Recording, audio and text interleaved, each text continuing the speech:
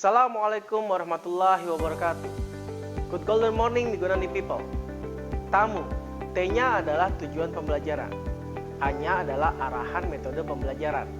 M-nya adalah manfaat pembelajaran. Dan U-nya adalah urutan yang logis. Begitulah formula dalam menyusun modul pembelajaran yang sudah kita bahas di Microlearning Kadewa Guruan edisi ke-8 sampai edisi ke-11 kemarin. Dengan mengaplikasikan tamu, maka Anda memiliki keahlian dalam membuat modul pembelajaran dengan mazhab instruksional design. Namun ingat, keahlian saja tidak cukup, karena fungsi kita di LND bukan hanya membuat modul pembelajaran, namun juga memanage pembuatan modul pembelajaran yang dilakukan oleh subject matter expert. Artinya, keahlian untuk membuat modul dengan formula tamu tidak hanya cukup dimiliki oleh tim LND, namun juga oleh subject matter expert. Problem yang muncul pun ternyata tidak hanya tentang keahlian membuat modul dari subject matter expert, namun kecepatan para subject matter expert membuat modul pembelajaran. Secara membuat modul pembelajaran bukan merupakan bagian dari job desk mereka.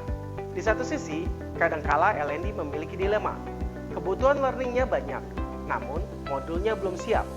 Lagi-lagi karena subject matter expert tidak memiliki waktu untuk membuat modul pembelajaran. Jadi gimana solusinya? Dari pengalaman yang kami lakukan, ada beberapa cara yang bisa dilakukan untuk mempercepat proses pembuatan modul pembelajaran. Cara-cara tersebut diantaranya adalah: pertama, melibatkan internal fasilitator atau subject matter expert di perusahaan. Namun, lagi-lagi masalahnya adalah para subject matter expert ini memiliki kesibukan lain. Dan LND, tanda kutip, hanya bisa meminta tolong. Solusinya adalah kita memiliki guideline internal fasilitator, di mana setiap fasilitator yang bersedia membuat modul pembelajaran akan mendapatkan insentif tertentu. Dan insentif tersebut sebisa mungkin bukan berupa uang. Bayangkan saja saat kondisi perusahaan tidak memiliki budget learning yang signifikan, dan internal fasilitator dibayar dengan uang. Bisa berhenti urusan permodulan tersebut. Yang kedua, cara yang bisa dilakukan tim LND untuk bisa cepat memiliki modul-modul pembelajaran adalah dengan membeli modul pembelajaran. Di era internet ini, modul pembelajaran bukan menjadi barang yang eksklusif. Tinggal search saja jual modul training, maka akan muncul vendor-vendor yang memiliki servis untuk pembuatan modul training. Dari pengalaman kami, modul-modul leadership yang kami miliki dibeli dari DDI, sedangkan modul-modul technical training kita dibeli dari HGRS. Situs-situs seperti SlideShare juga bisa menjadi referensi dalam mendapatkan modul-modul pembelajaran.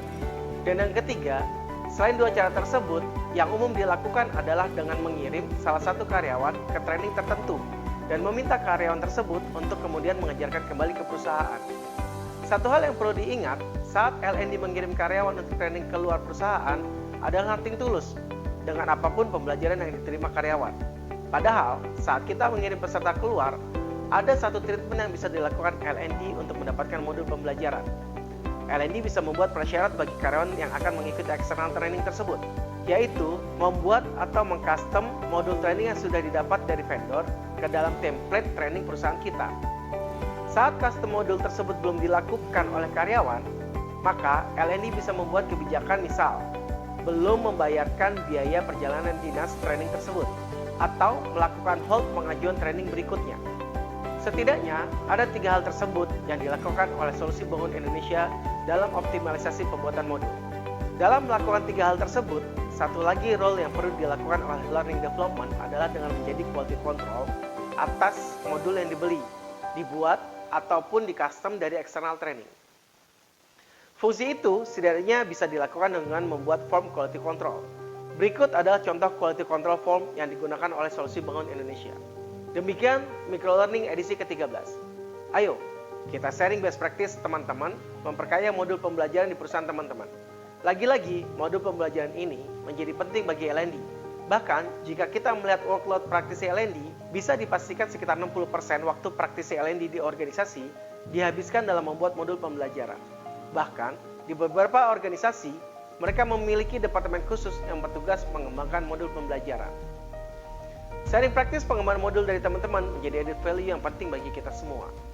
Oke, terima kasih, stay tune, dan sampai bertemu kembali di channel Microlearning LND Kadewa Guruan edisi 14. Bye. Wassalamualaikum warahmatullahi wabarakatuh.